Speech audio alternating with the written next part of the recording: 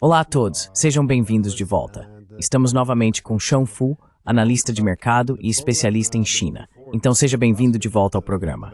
Eu estava ansioso para te perguntar sobre os desdobramentos nas guerras econômicas globais. Acho que um ótimo ponto de partida é a guerra comercial entre China e as UAS. No início, Trump se gabou de que, em resposta às suas ameaças de tarifas, os países estavam fazendo fila para beijar sua bunda. Essas são palavras dele, não minhas. Parecia que a expectativa era de que apenas a pressão faria o resto do mundo ceder, mais ou menos sem resistência. Mas em vez disso, os países que reagiram, principalmente a China, perceberam que Trump costuma fazer o que os valentões fazem. Eles recuam um passo. Eu queria saber como você vê isso. O Trump está realmente suavizando sua posição em relação à China, ou ele está apenas, digamos, se reorganizando?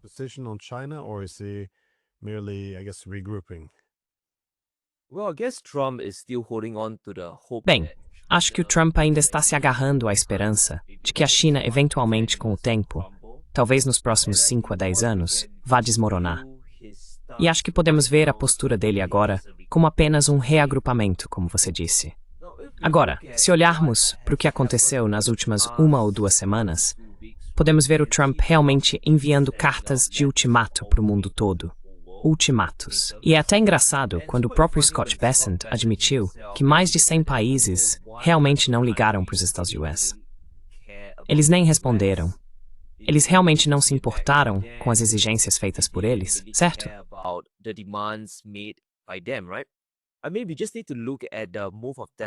Quero dizer, só precisamos olhar para a atitude desesperada que Bessent tomou na última semana.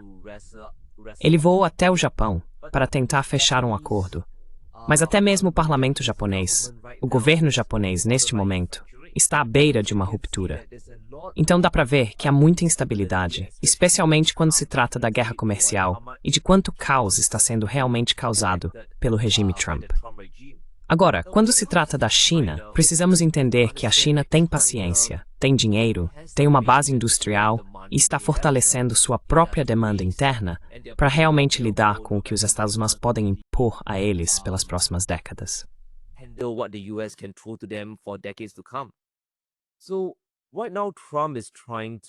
Neste momento, Trump está tentando fazer com que a China aceite o acordo tarifário atual, no qual acho que a China tem que pagar cerca de 30% ou 35%, enquanto os Estados Unidos sofrem apenas um impacto de cerca de 10%.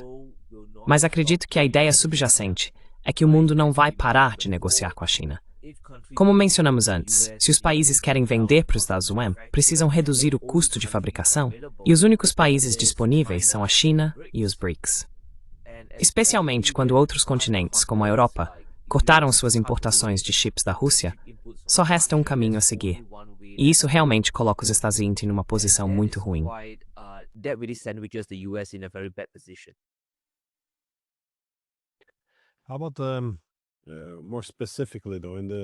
E mais especificamente, no mercado de semicondutores. Porque inicialmente, a lógica era que se cortássemos o acesso dos chineses aos semicondutores, pelo menos era esse o pensamento nos Estados Unidos, então esse seria, digamos, o pilar que sustenta todo o setor de tecnologia chinês e tudo desmoronaria.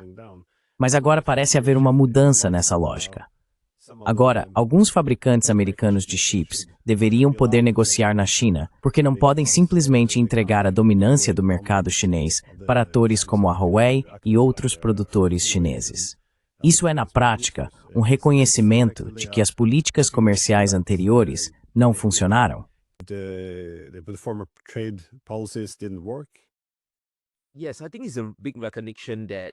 Sim, acho que isso é um grande reconhecimento de que, sabe, a regra de difusão de chips do Biden, aquela em que você segrega o mundo em nível 1, nível 2 e nível 3, definitivamente não está funcionando. E precisamos analisar um pouco mais a fundo porque os Estados Unidos estão tão obcecados em voltar ao mercado chinês. Acho que agora todos sabemos que quando se trata de demanda por semicondutores, a China representa entre 50% e 60% da demanda mundial total. E esse é um mercado muito grande, certo? E quando você quer se manter à frente, quando quer investir novamente em P&D, definitivamente precisa ter muita receita sendo direcionada de volta para as empresas. certo? Quero dizer, a NVIDIA gasta de 15% a 25% em sua própria pesquisa e desenvolvimento.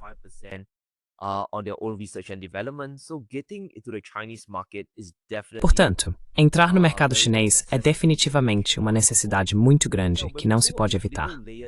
Agora, se aprofundarmos um pouco mais, precisamos entender que chegará um momento em que o desenvolvimento da IA, seja no Ocidente, na China ou em qualquer lugar do mundo, atingirá um ponto de retornos decrescentes, certo? Há um limite para o quão poderoso um modelo de IA pode ser construído, e o verdadeiro avanço está, na verdade, nas aplicações disso. Agora, quando Jensen Huang, da NVIDIA, que é o CEO, foi até Pequim, ele deixou escapar um lembrete muito importante para todos no mundo durante uma entrevista.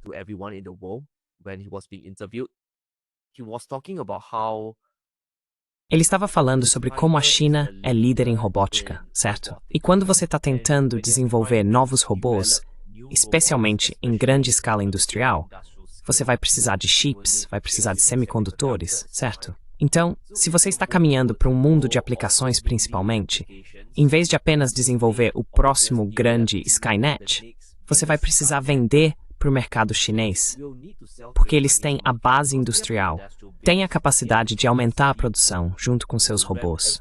E eu acho que a indústria de robótica da China já está entre as 3 a 5 maiores do mundo. Então a NVIDIA vê que a robótica vai ser, ou pode ser, o maior motor de crescimento no futuro.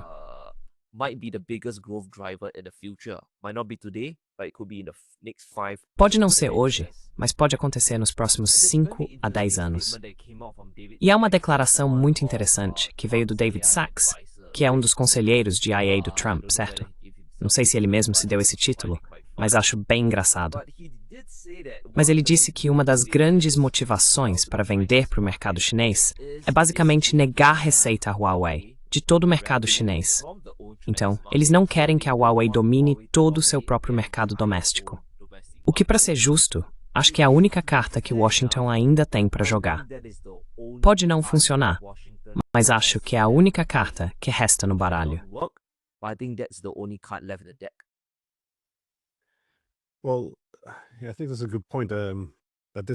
Bem, acho que esse é um bom ponto.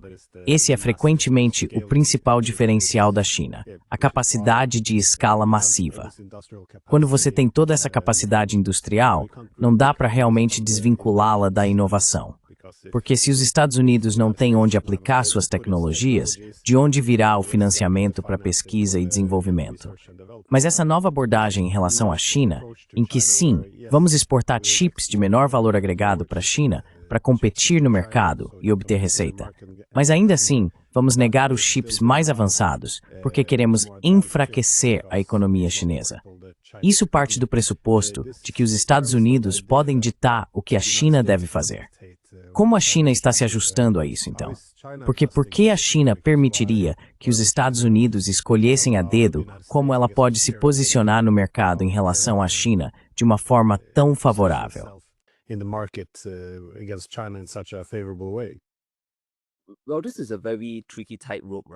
Bem, essa é uma situação muito delicada, certo? Porque a China não pode simplesmente dizer para as empresas do mundo: não queremos que vocês venham e vendam no nosso mercado. Porque isso cria um precedente muito ruim, certo? Assim como as tarifas do Trump já criaram um precedente ruim na forma como o mundo está olhando para os Estados Unidos. A China não pode fazer isso e esperar que a economia prospere a longo prazo. Então, acho que o desafio para a China agora é realmente entender que isso você pode chamar de uma manobra dos americanos para realmente atrasar o progresso chinês. Eles fracassaram quando se trata de embargos, quando se trata de sanções.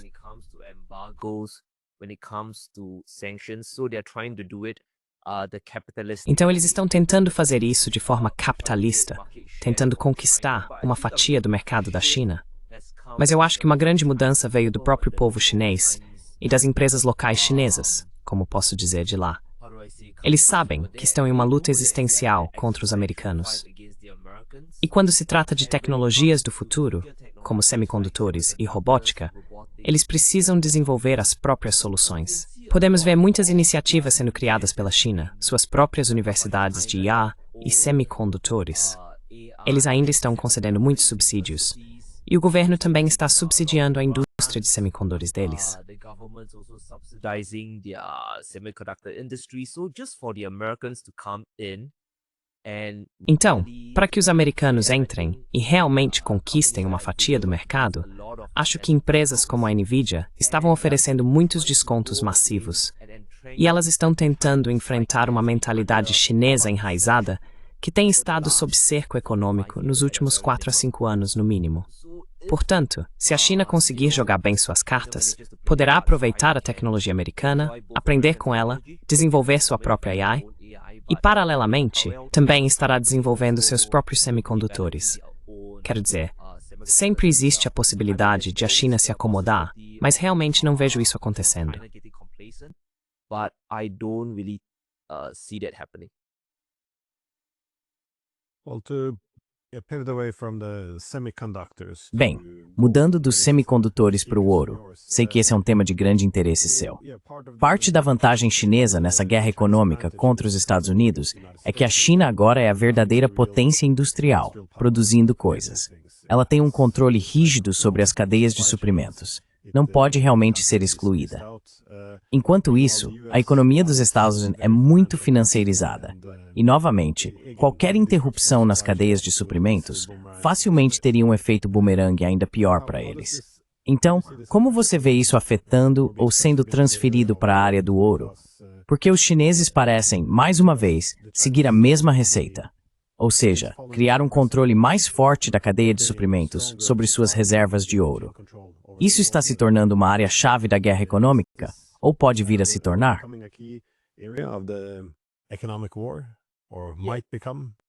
Definitely, I think it's currently a very big Com certeza. Acho que atualmente é um elemento muito importante no mundo econômico, certo? Agora, quando pessoas como você e eu compramos ouro, é principalmente para preservar nosso poder de compra, certo? É muito simples. O ouro subiu nos últimos 30 a 40 anos cerca de 8 a 10% ao ano. É um investimento que vale a pena. Mas para a China, eles veem isso de uma forma completamente diferente. Agora, você precisa entender que a China está sendo chamada de alvo pelos Estados Unidos em várias áreas diferentes, certo? Seja na questão militar, na diplomacia, nas finanças. E a China sabe, todo mundo sabe, na verdade, que a economia dos Estados Unidos é hiperfinancializada. Muitas coisas podem dar errado, como já vimos, seja em relação aos rendimentos dos títulos, a guerra tarifária, tudo está interligado. The tariff war, everything's interconnected. So the big problem the US has right now is Então, o grande problema que os Estados Unidos enfrentam agora é tentar encontrar um comprador consistente para sua dívida, para seus títulos do tesouro. E podemos ver que quanto mais a China realmente comercializa com o mundo, seu superávit aumenta. Assim, a China está comercializando de 20 a 30% menos, as exportações caem, mas mesmo assim, seu volume total aumenta.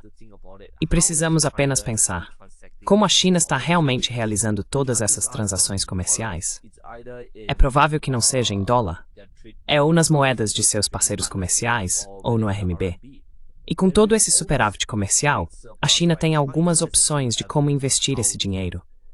No passado, a maior parte era investida em títulos do tesouro, porque essa era a moeda do momento, a moeda do mundo.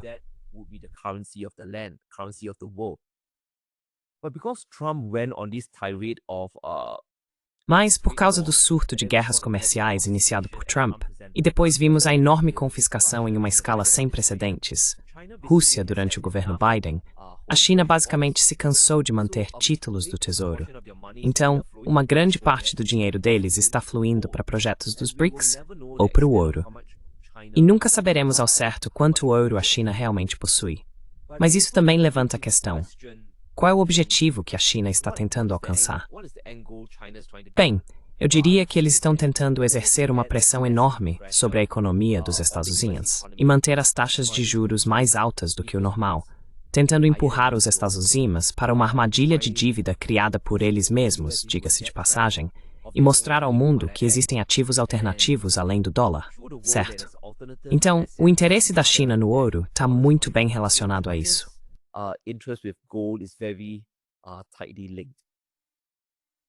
Yeah, the big news of the week, it seems, Sim, a grande notícia da semana, ao que parece, no mercado de títulos do Tesouro, foi uma matéria do Financial Times, que destacou que as reservas de títulos do Tesouro dos Estados Unidos da China caíram abaixo das do Reino Unido.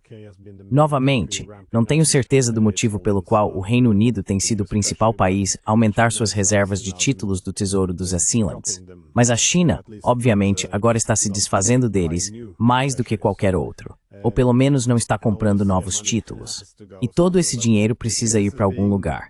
Mas você vê isso, em grande parte, como sendo causado principalmente pelas guerras comerciais e, claro, pelos Estados Unidos e europeus, agora confiscando os fundos soberanos da Rússia, o que obviamente parece ter assustado não só a China, mas grandes partes do mundo, que não podem deixar de pensar que podem ser os próximos a ter seus ativos confiscados por, bem, qualquer motivo que pareça moral.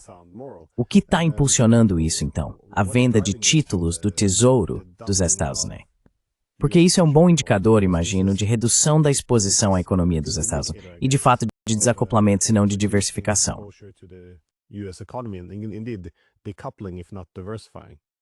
Right, sure. I think there are two Certo. Claro. Acho que há duas respostas para sua pergunta. A primeira é uma resposta bem técnica, e a segunda é algo mais geopolítico, certo? Então, a primeira resposta técnica é que o dólar vem caindo nos últimos 6 a 7 meses, certo? Ele já perdeu pelo menos de 8 a 10% do seu valor. E isso volta à ideia de que os Estados Unidos não conseguem administrar seu próprio déficit fiscal, seu próprio orçamento. E todo o problema que surgiu desde a era Obama, especialmente quando falamos de 2008, eles simplesmente imprimiram dinheiro para sair da situação, certo? Seja emitindo uma grande quantidade de títulos do Tesouro de curto ou longo prazo, ou como foi o caso em 2008 e 2020, quando decidiram inundar o mundo com 4 a 6 trilhões de dólares em liquidez, certo? $1 trillion worth of liquidity, right? That is a very big technical reason that you increase the supply of dollars. Essa é uma razão técnica muito importante. Quando você aumenta a oferta de dólares, o mundo todo é diluído, e de repente o poder de compra das pessoas diminui. É por isso que tudo, de ações e ouro a imóveis, está subindo. Se olharmos para o que aconteceu, por exemplo, o pacote de cortes de impostos do Trump, 3,4 trilhões. Eu costumo dizer isso muito no meu canal. Quando você aumenta a dívida para impulsionar a economia, esse ganho de produtividade não é garantido. Não é garantido. Mas o que é garantido é colocar mais 3,4 trilhões de dólares na dívida nacional a uma taxa de juros alta. E o dinheiro das tarifas que Trump diz ser para financiar o pacote de cortes de impostos, na verdade, vem do setor privado, do povo americano.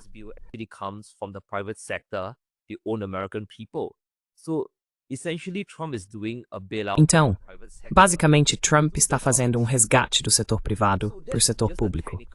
Isso é apenas uma razão técnica, certo? É nisso que muitas pessoas, quando se trata de gestores financeiros, fundos de hedge, se apegam. E essa é uma narrativa 100% verdadeira. Mas quando você olha para as implicações geopolíticas, acho que parte do projeto de lei tributária, não sei se foi aprovado, mas há uma espécie de cláusula que diz que os Estados Unidos podem taxar mais os lucros de empresas estrangeiras se sentirem que elas não são parceiras comerciais dignas ou que impõem tarifas demais sobre eles. E essa é uma interpretação muito ampla, certo?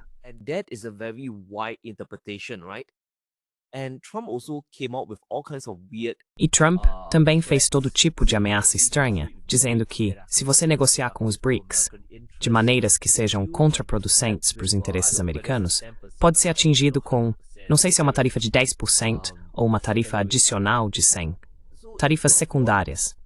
Então, se você é uma empresa estrangeira, especialmente se for chinesa, não faz ideia do que pode acontecer nos Estados Unidos, certo? Sabe? Tentar mover sua fábrica de Pequim até Boston é como, pelo menos até certo ponto, entrar em território inimigo. Você não faz ideia do que pode acontecer daqui a 5 ou 10 anos. E se muitos comentaristas estiverem certos ao dizer que toda essa questão Irã-Rússia é apenas um prelúdio para o grande evento principal, a principal causa, que seria algum tipo de confronto geopolítico direto com a China, quero dizer, por que você iria querer ter $500, quero dizer, US$700 bilhões presos no sistema americano? mean, 600 to 700 billion dollars stuck in the American system. So you need to find outlets away from it. Então você precisa encontrar alternativas fora disso. E vamos falar um pouco sobre por que o Reino Unido está comprando muitos títulos do Tesouro, certo? Quero dizer, no fundo, o Reino Unido sabe que isso não é realmente um grande investimento do ponto de vista fiscal, mas é uma espécie de vínculo geopolítico e macroeconômico com os Estados Unidos. Quero dizer, imagine se o Reino Unido começasse a vender 100 bilhões de libras ou 100 bilhões de dólares em títulos dos Estados Unidos todo mês, até chegar a zero. Trump teria um problema com isso. Ele triplicaria as tarifas sobre o Reino Unido. Então, há muitas, como posso dizer, armadilhas financeiras, geopolíticas, que o próprio G7 está enfrentando. Eles também não conseguem sair dos Estados Unidos tão facilmente.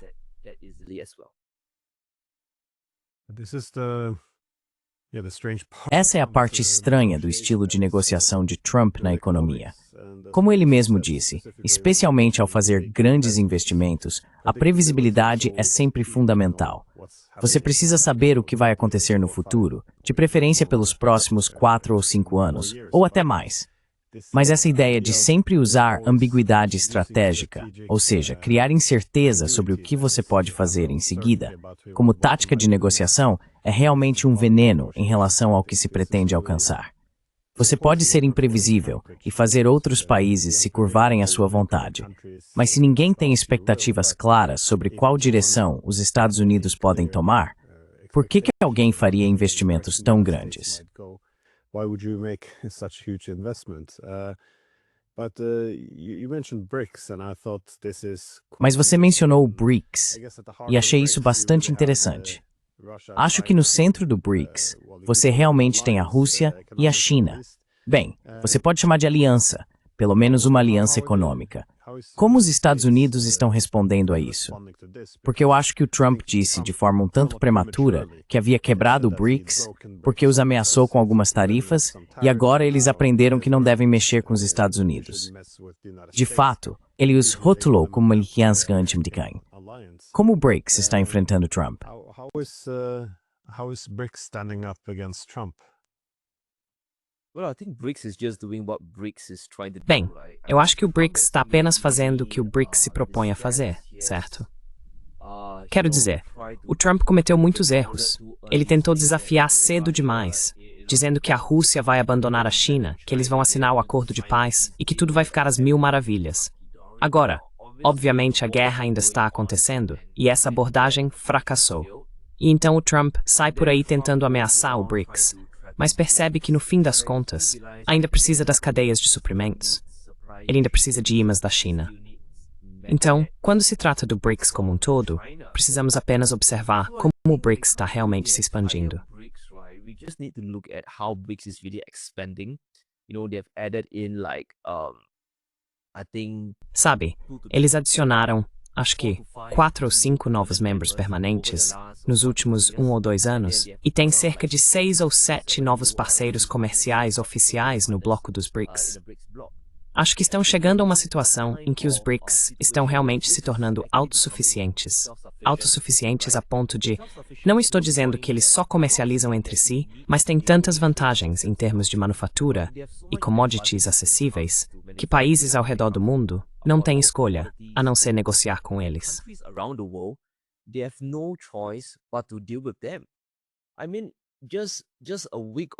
Quero dizer, apenas 1 ou 2 semanas, ouvimos muitas reclamações sobre a UE estar muito irritada com a China, dizendo que a China não os está tratando bem. Mas no fim das contas, se você olhar para o superávit comercial da China com a UEMA, o comércio ainda está acontecendo, e a Europa ainda precisa de terras raras e imãs de terras raras da China. Então, não acho que o BRICS esteja em uma posição fraca, de forma alguma. Acho que é muito mais vantajoso em comparação com o G7, porque o próprio Trump está tentando fragmentar tudo por dentro. Portanto, sinceramente não acho que o BRICS deva se preocupar.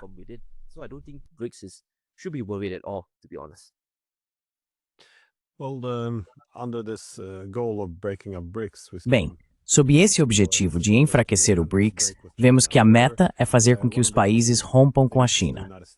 No entanto, uma das principais coisas que os Estados Unidos, assim como os europeus, estão pressionando é para que a China rompa com a Rússia.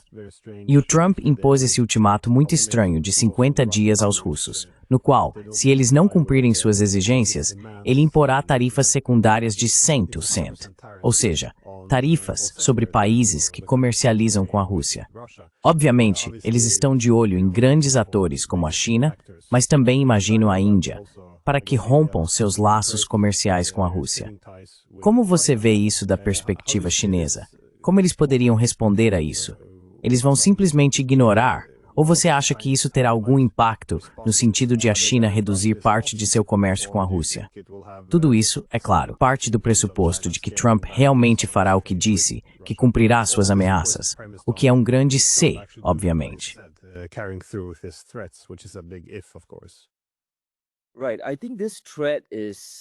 Certo, eu acho que essa ameaça, acho que já disse isso antes.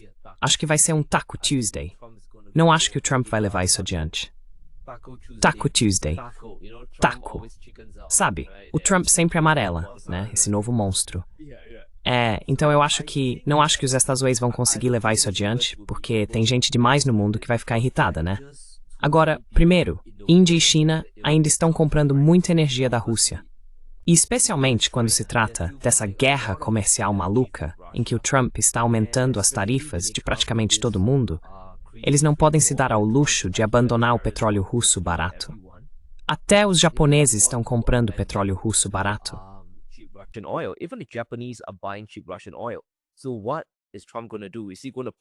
Então, o que Trump vai fazer? Ele vai punir os japoneses? Ele vai punir a União Europeia, que ainda está comprando consistentemente GNL e energia russa? Essas são questões muito importantes que Trump precisa responder. E quando se trata da China, eu não acho que a China realmente se preocupe com isso. Sabe, na superfície, sim, a China pode jogar alguns jogos. Eles podem usar bancos menores e vão simplesmente brincar de gato e rato com Trump, talvez pelos próximos 2, 3 ou 4 anos. Mas, fim das contas, muito difícil isolar a economia russa do resto do mundo. Quer dizer, vimos o que aconteceu durante as sanções ao petróleo, certo?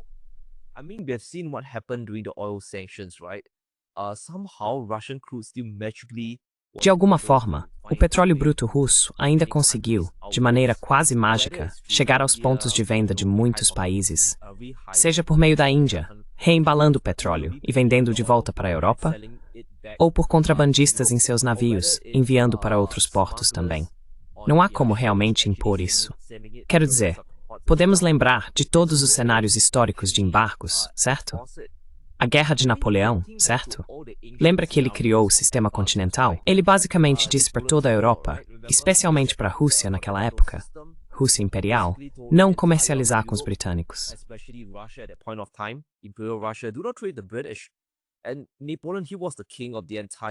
E Napoleão, ele era o rei de toda a Europa continental naquela época.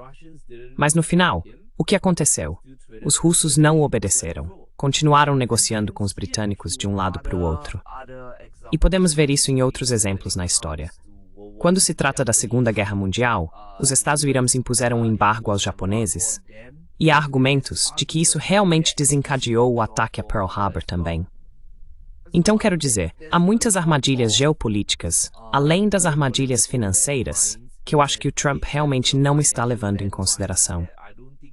E eu estou bastante confiante nisso. Não acho que isso vá adiante.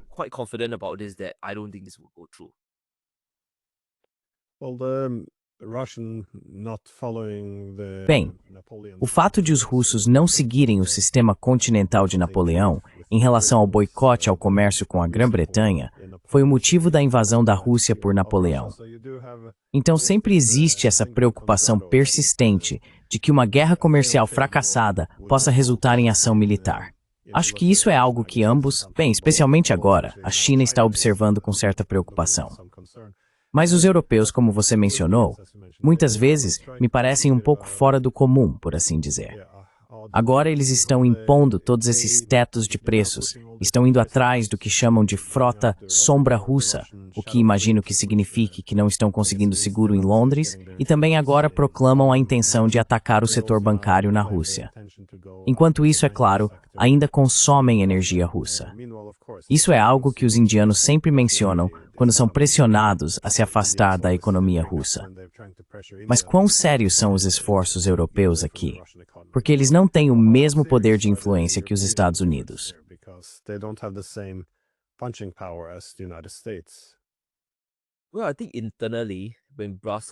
Bem, eu acho que internamente, quando eles se reúnem em um canto, acho que eles estão realmente levando isso a sério, sabe? Tipo, pessoal, estamos realmente determinados a punir a Rússia. Mas quando se trata dos efeitos no mundo real, realmente não vejo como isso vai funcionar. Você pode baixar o teto do preço para $1. Você só vai estar punindo o seu próprio consumo de combustível, suas próprias indústrias de energia, certo? A Rússia ainda vai conseguir vender petróleo pelo preço de mercado, talvez um pouco abaixo, talvez um pouco acima, para o resto do mundo, com pouquíssima diferença.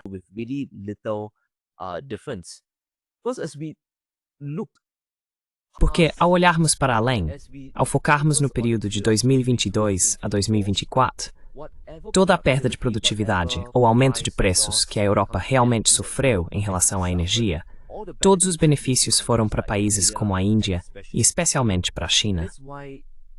É por isso que mesmo durante aquele período difícil, as exportações chinesas continuaram crescendo. E até agora, a China ainda está colhendo os benefícios do embargo parcial da Europa à Rússia. Quero dizer, dá para ver que a Rússia está muito interessada em abrir o gasoduto Força da Sibéria 2 com a China no setor de energia, fazendo o possível para vender mais energia para a China. Eles também estão transportando mais petróleo para lá. Então sim, a Rússia sofre um impacto, se é assim que você quer chamar, financeiramente, mas isso só fortalece a China. E a China também não quer ver a Rússia cair.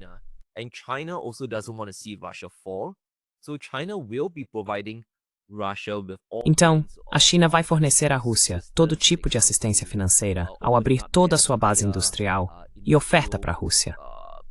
Se olharmos para a Rússia individualmente, de certa forma como um país isolado, então sim, pode-se dizer que talvez os embargos e as sanções realmente prejudiquem eles em um nível absoluto, reduzindo sua receita. Mas se olharmos para a Rússia e a China como uma unidade econômica, especialmente quando juntamos o restante dos BRICS, é um jogo de soma zero em que a Europa realmente perde, enquanto os BRICS se fortalecem como um todo.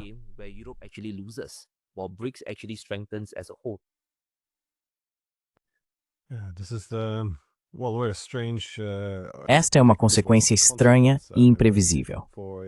Lembro que, após 2014, a principal lógica na Europa era: não podemos impor muitas sanções aos russos, ou vamos torná-los muito dependentes da China, e a Rússia acabará se desvinculando da Europa com o tempo. As sanções vão se tornar cada vez menos significativas e perderemos toda a nossa influência econômica sobre os russos. Todo esse senso comum parece ter sido descartado, porque agora isso é considerado propaganda russa. Você tem que ser sempre a favor de mais e mais sanções. Mas você mencionou que isso está fortalecendo os BRICS. E voltando ao tema do ouro, uma das coisas interessantes que vemos agora é que, claro, muitos bancos centrais estão comprando ouro. Of course, a lot of central banks are buying gold, they're not selling, but the BRICS central banks Eles não estão vendendo. Mas os bancos centrais dos BRICS parecem estar comprando cada vez mais ouro diretamente dos fornecedores, assim eliminando os Estados Unidos, o Reino Unido e outros intermediários, o que é importantíssimo, é, como disse, uma economia hiperfinanciarizada. Mas também vemos agora não apenas a compra direta dos fornecedores ou minas de ouro, mas a China, de fato, comprando minas de ouro para controlar as cadeias de suprimento e se livrar dos intermediários ocidentais imprevisíveis. Isso permitiria que a China operasse com maior lucro, não é mesmo? Se não precisasse pagar o intermediário. Mas como tudo isso está funcionando para fortalecer os BRICS? Isso é algo que russos, indonésios e indianos também estão buscando. Ou é principalmente uma iniciativa chinesa?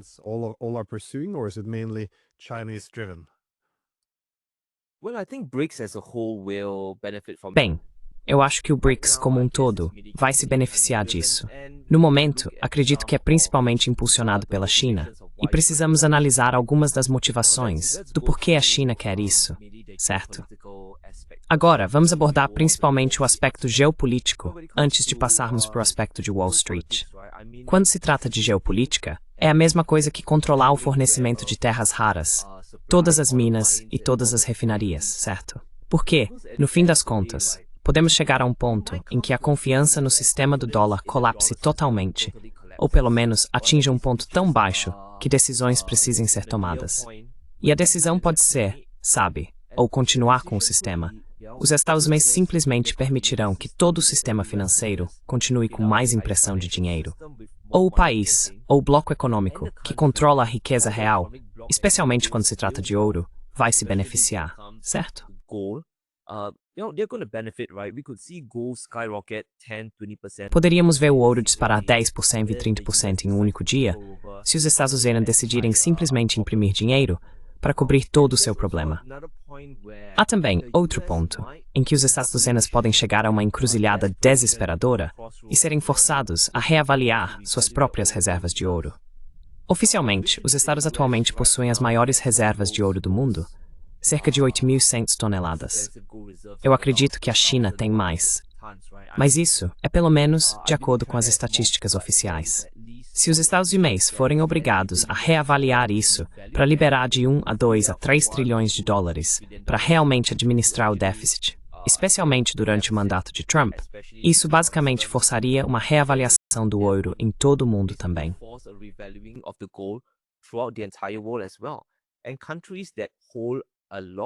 E países que possuem grandes reservas de ouro, de repente terão muito dinheiro em seus balanços também, para competir com os Estados Unidos, certo? Então digamos que os Estados Unidos façam uma reavaliação do ouro. Atualmente, acho que eles o precificam em $40, e vamos supor que aumentem esse valor para 5.000. O mesmo acontecerá com os países que têm ouro em suas reservas. De repente, de $40, o valor sobe para os 5.000. E eles passam a ter muito dinheiro, muita liquidez, para enfrentar os ações, seja em um conflito militar ou subsidiando suas próprias indústrias para competir com a IA dos ações. Isso é no front geopolítico. Mas se olharmos para o lado de Wall Street, é aí que acho que os países do BRICS também não querem ficar à mercê do mercado de papel dos Estados Unidos, certo?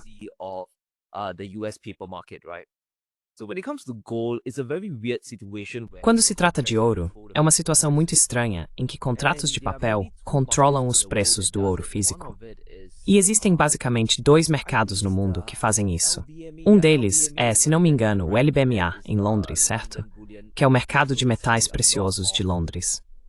Basicamente, grande parte do fluxo de ouro vai para esse mercado muito opaco em Londres, onde países, refinadores e muitos indivíduos ricos simplesmente compram do chamado mercado negro de lá. E então, o mecanismo de precificação acontece em Londres. Do outro lado do Atlântico, você tem os Estados Unidos, a COMEX. E é lá que para cada tonelada de ouro, existem de 50 a 100 contratos de ouro em papel circulando. Assim, os preços podem ser artificialmente elevados, ou mais provavelmente, artificialmente reduzidos. E isso é algo que simplesmente destrói a transparência dos preços.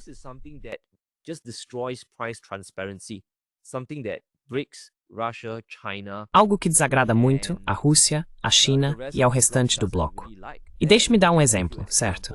Algo que não tem relação direta com o ouro, mas você vai entender a gravidade da situação. Suponha que haja um agricultor na Índia ou na China. Eles precisam vender seu arroz, digamos, aos $60 o quilo. Um número arbitrário, $60 o quilo.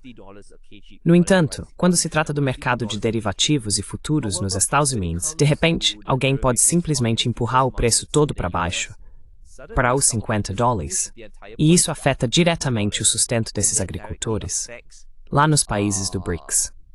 É esse tipo de volatilidade que eles não gostam, já que são eles que fornecem a maior parte da oferta, enquanto os Estados Unidos fornecem a maior parte das negociações em papel. Por isso, acredito que eles também tentando acabar com esse descompasso. The US flooding the market with these ETFs. Os Estados Unidos inundando o mercado com esses ETFs, ou ouro de papel, como você disse, é realmente uma bolha enorme.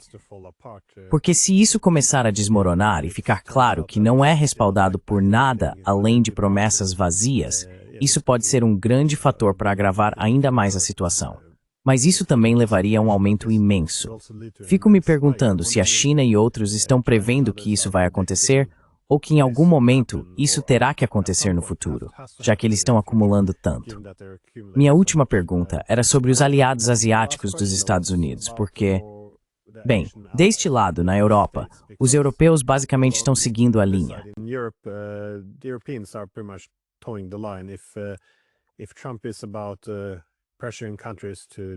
Se Trump está focado em pressionar outros países para fazerem o que ele quer, a estratégia da Europa, como vimos, por exemplo, nas reuniões da OTAN, tem sido apelar ao ego dele o máximo possível. Ou seja, fazer o que os Estados Unidos dizem e torcer para que sejam gentis conosco. Mas parece haver uma abordagem diferente por parte dos aliados americanos no leste asiático, como Japão, Coreia do Sul, e podemos incluir Taiwan nessa categoria. Eles parecem estar cada vez mais preocupados com seu aliado americano. Eles estão começando a se precaver diante da incerteza americana. Ou isso é resultado da imprudência ou imprevisibilidade de Trump. Isso agora está favorecendo a China.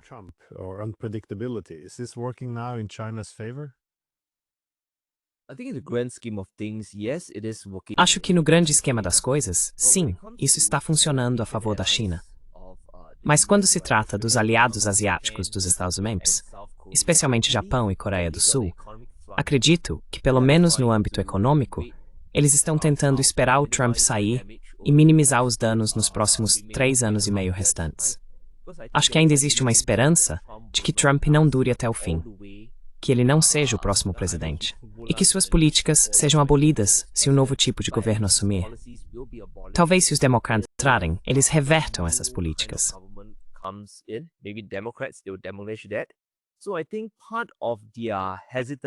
Então eu acho que parte da hesitação deles é que se cortassem relações com os Estados Unidos agora, e se países como Japão e Coreia do Sul fossem atingidos por tarifas de 20% a 40%, muitas das suas indústrias, suas exportações, simplesmente entrariam em colapso, seja semicondutores da Coreia para os Estados Unidos ou carros japoneses para os Estados Unidos. Só esse movimento já seria suficiente para empurrá-los para uma recessão.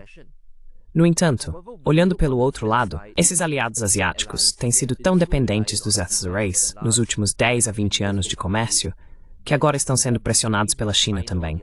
A China está vendendo para todos os clientes deles, especialmente no Sudeste Asiático, Oriente Médio, África, etc.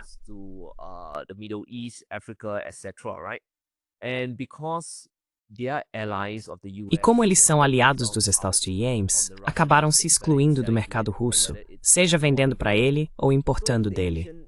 Então acho que os aliados asiáticos dos Estados Unidos estão apenas se resguardando. Eles estão tentando esperar o Trump passar. Acho que eles estão realmente ambivalentes. Eles têm muito medo do tipo de acordos que vão ter que fazer.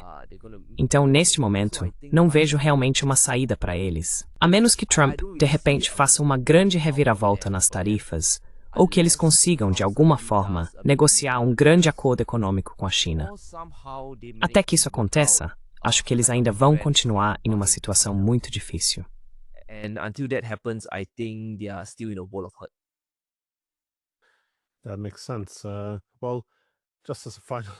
Isso faz sentido. Bem, só para finalizar, é possível. Então você disse que eles estão esperando para ver se conseguem superar o Trump. E acho que essa também é a abordagem europeia. Esperar ele passar, e então a nova administração virá e voltaremos ao que era antes. Mas claro, o status quo nunca foi realmente sustentável. Sou muito cético quanto à capacidade da política econômica do Trump de, digamos, restaurar a grandeza americana. Mas também reconheço que o Trump está respondendo é a insustentabilidade do antigo modelo econômico, o modelo hegemônico dos Estados Unidos. Isso, sabe, chegou ao fim. Não importa quem esteja no trono em Washington, ainda haverá uma dívida insustentável, ainda haverá um dólar muito vulnerável, ainda haverá, digamos, uma dominância tecnológica, que já não é mais dominância, que já foi perdida. been lost. It's going to be a lack of dominance over Vai ser uma falta de domínio sobre os corredores de transporte. Não vai controlar os bancos, os sistemas de pagamento ou os seguros. Ainda serão grandes potências como Rússia e China que deixarão de confiar nos Estados Unidos, desenvolvendo rapidamente alternativas e eliminando o intermediário. O que novamente é um veneno se você tem uma economia financiarizada que basicamente ganha dinheiro tirando uma fatia do topo. Então, como isso é possível? Você acha possível voltar atrás? Tudo isso pode ser remendado se Trump simplesmente renunciar amanhã?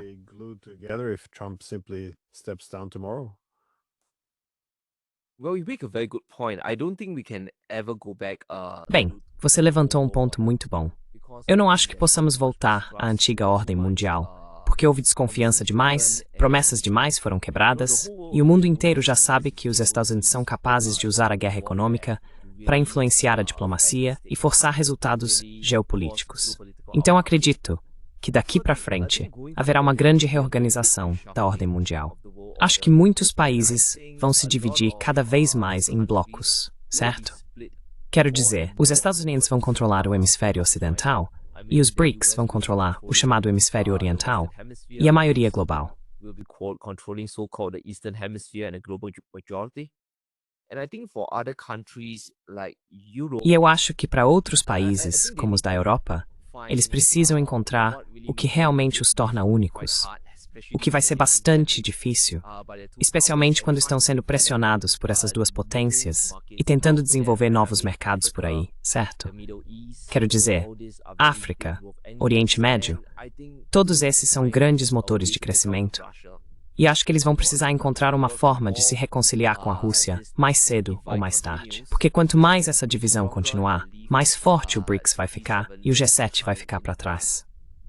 E acho que no caso dos Estados Unidos, acredito que Trump está jogando as melhores cartas que ele acredita poder jogar nos próximos 2 a 4 anos, que basicamente é chacoalhar toda a ordem mundial.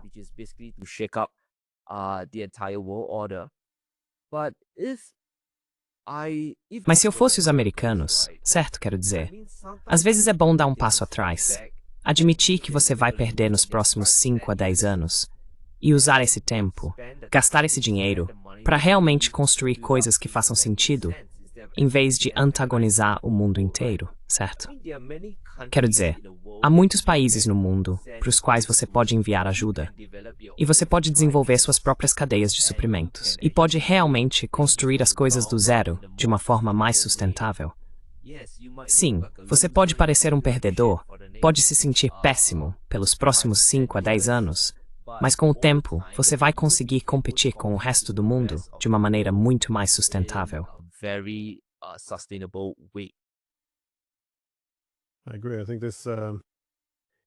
Concordo. Acho que a necessidade de absorver parte da dor causada por decisões imprudentes precisa ser enfrentada em algum momento. Evitar essa dor apenas insistindo nessas políticas, acredito que esse é o caminho errado. Costumo argumentar, se os Estados Unidos adotassem uma posição mais moderna e moderada no sistema internacional, poderiam recuar um pouco, lamber as feridas e voltar mais fortes. Mas não parece ser a estratégia nem da direita, nem da esquerda política nos Estados Unidos. Então, muito obrigado por me permitir tomar tanto do seu tempo. É sempre ótimo ouvir suas percepções sobre o que está acontecendo no mercado. Mais uma vez, obrigado. Sem problema, Glenn. Fico feliz em estar aqui.